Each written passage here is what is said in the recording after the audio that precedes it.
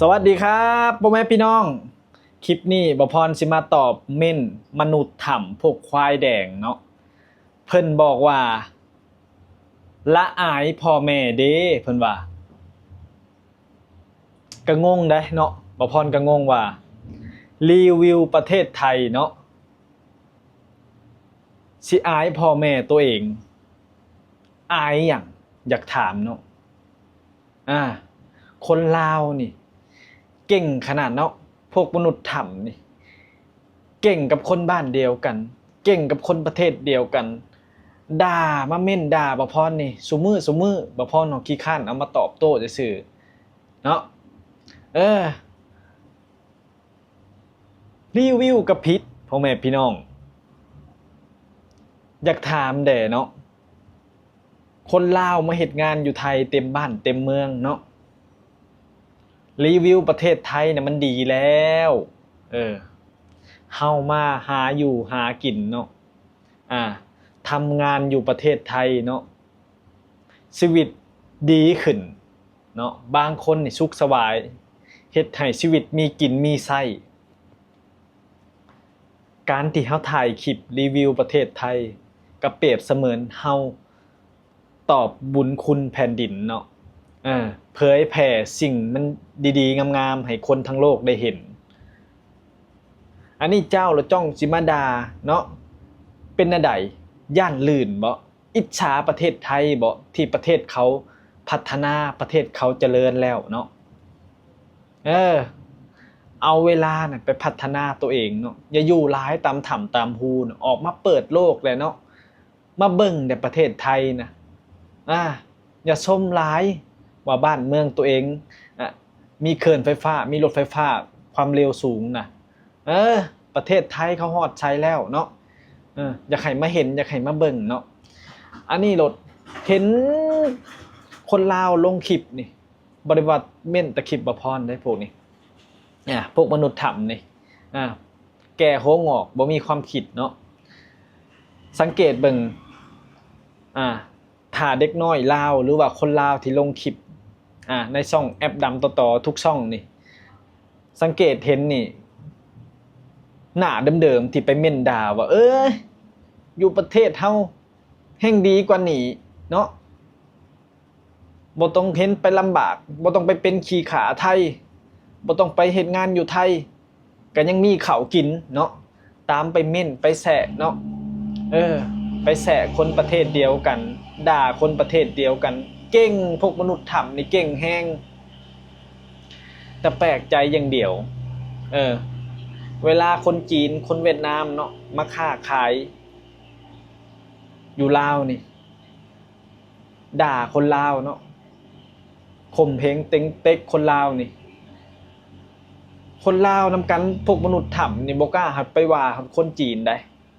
ย่านเนาะย่านคนจีนย่านคนเวียดบ่กล้าเทงบ่กล้าด่าคนเวียดคนจีนเนาะ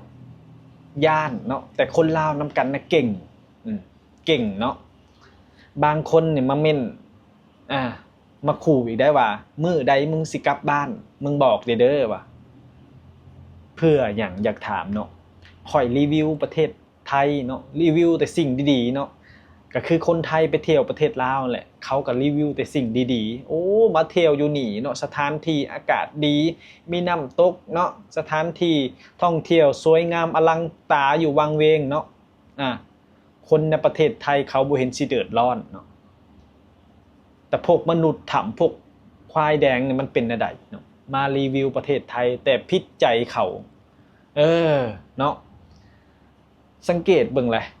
ขยันเม่นอีกต่างหากเลยนี่แล้วก็เพิ่นบอกว่าเม่นบ่พอแซะรัฐบาลไทยอีกเนาะความจริงเนี่ยบุคคลเอามายุ่งเนาะเรื่องการเมืองแต่ละประเทศนี่เนาะบุคคลยุ่งบ่พรนี่บ่ออกความคิดความเห็นเนาะแต่บ่พรสิอ่านให้ฟังเพิ่นบอกว่าอีพ่ออีแม่เอ้ยเพิ่นว่าประเทศไทยนี่เลือกเธอหนึ่งได้นายก3-4 คนในโลกนี้มีประเทศใดคือประเทศไทยเนาะ10 คน20 คนกะ มันก็แล้วแต่ประเทศเขาเนาะ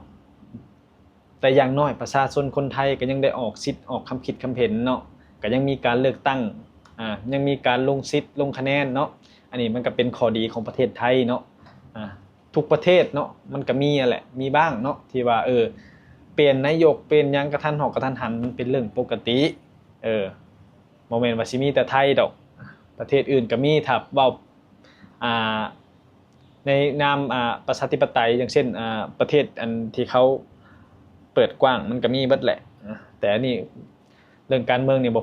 ขอออกความคิดความเห็นหลายเนาะแต่ละประเทศมันชิดแล้วแต่ไผแต่มันเนาะบ่ว่าจะเป็นประเทศลาวประเทศไทยอันนี้บ่พรสิบ่ยุ่งเรื่องการเมือง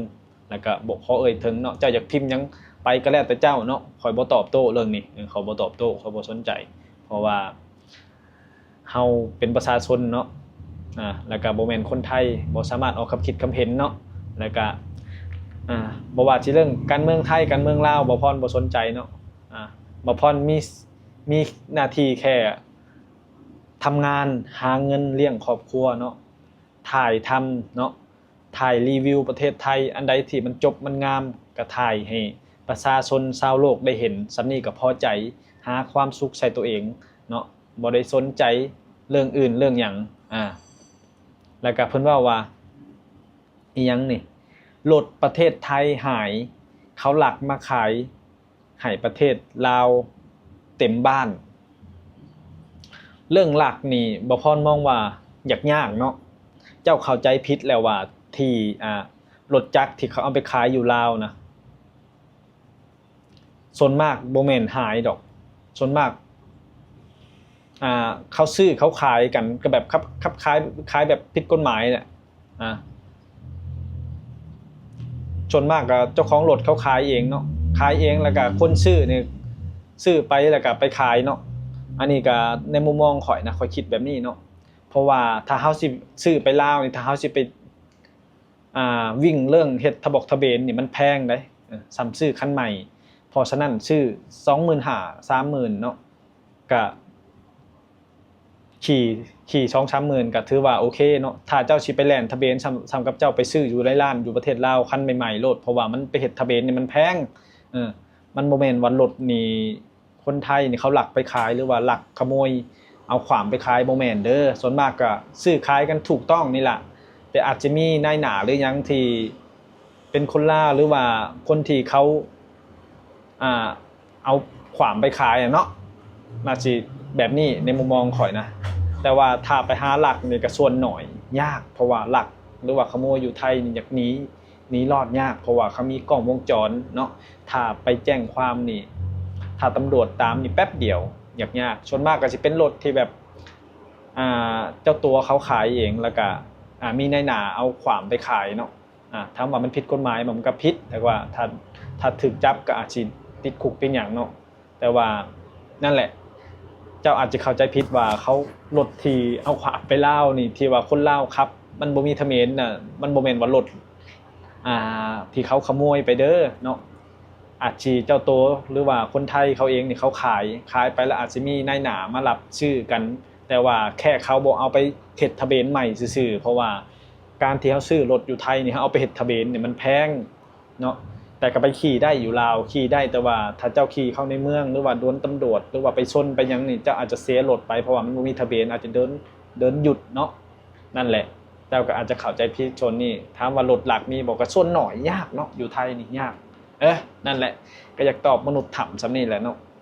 อย่าโหร้อนจะกินปูนร่อนท้องเนาะไผสิรีวิวหยังก็รีวิวเนาะคนไทยเขารีวิวประเทศลาวเขาบ่เห็นสิด่ากันเนาะมีแต่คนลาวเฮาเนี่ยด่ากันเองเนาะแค่นั้นแหละ